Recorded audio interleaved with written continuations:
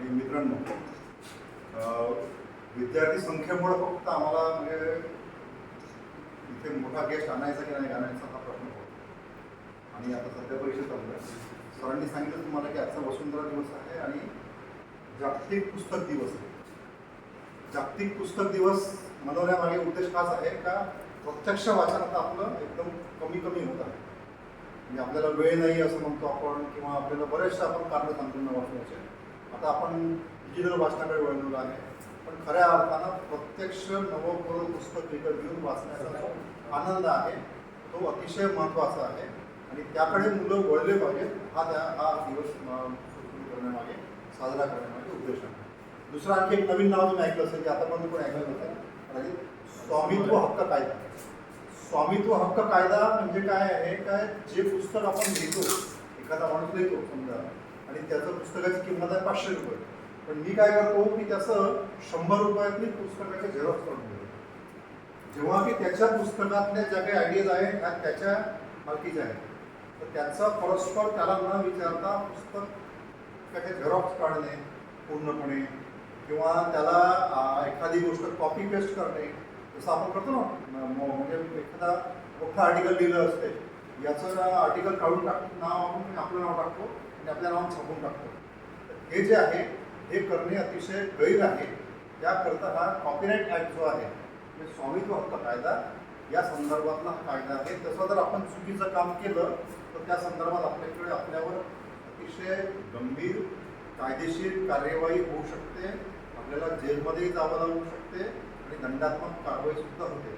आणि आपण एखादी डिग्री जर घेतली असेल तर ती सुद्धा रद्द होते.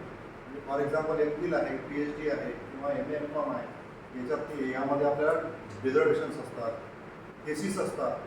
त्यात आपण बरेचदा आपण असं करतो की स्वतः आपण काही विचार करत नाही, प्रत्यक्ष पेन घेऊन लिहत नाहीत आणि कोणतरी लिहिलेलं असेल त्या विषयासंदर्भातलं ते अक्षरशः तसं कॉपी करतो.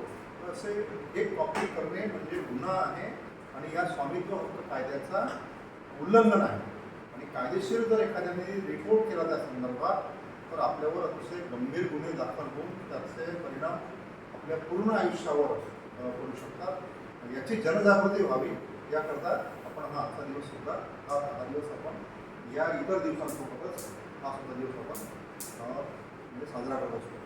तुम्हाला अतिशय सोप्या साध्या भाषेतच सांगण्यामागे उद्देश आहे, कारण हे यात तर आपण जर डिटेल केलं तर फारच डिटेलिंग आहे. म्हणजे दुसऱ्याचं एखादं गाणं आपण म्हणू शकत नाही तुमच्या माहिती करताना, त्याच्या परवानगीशिवाय रेकॉर्ड करून त्यावर पैसे कमवू शकत नाही.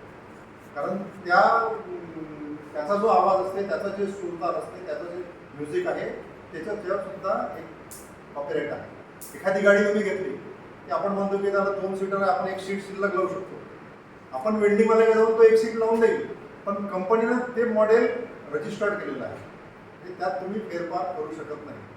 म्हणजे एखादा 2 व्हीलर घेतो, त्याला असं वरतून शेट लावलं की ॲटोमधून लागतो असं शक्य नाही, है ना. म्हणजे रिवाईज किंवा हे जे पद्धत आहे हे नियमानुसार व्हायला पाहिजे, अशी व्हायला नको. म्हणजे त्याच्यामागे हा उद्देश आहे. एखादी वस्तू आहे त्याचं रजिस्टर, त्याचं पेटंट वेगळं आहे.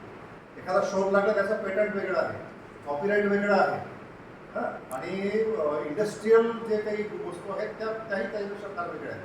तर त्यामुळं या डिटेलमध्ये सविस्तर फार मोठा विषय आहे आणि आता हा NEP-मध्ये नव्याने येणार आहे, आलेला आहे. या संदर्भात तुमचं वाचन वाढावं, म्हणजे या संदर्भात तुमची जनजागृती व्हावी, हा या दिवस साजरा करण्यामागचा हेतू आहे. अतिशय गरमी होऊन राहिलेली आहे, त्यामुळं मी तुमच्या कुणाचाच जास्त वेळ घेत नाही आणि तुम्हाला फक्त या संदर्भात जाणीव करून देणे आणि अधिक वाचा या संदर्भात एवढी तुम्हाला विनंती करतो.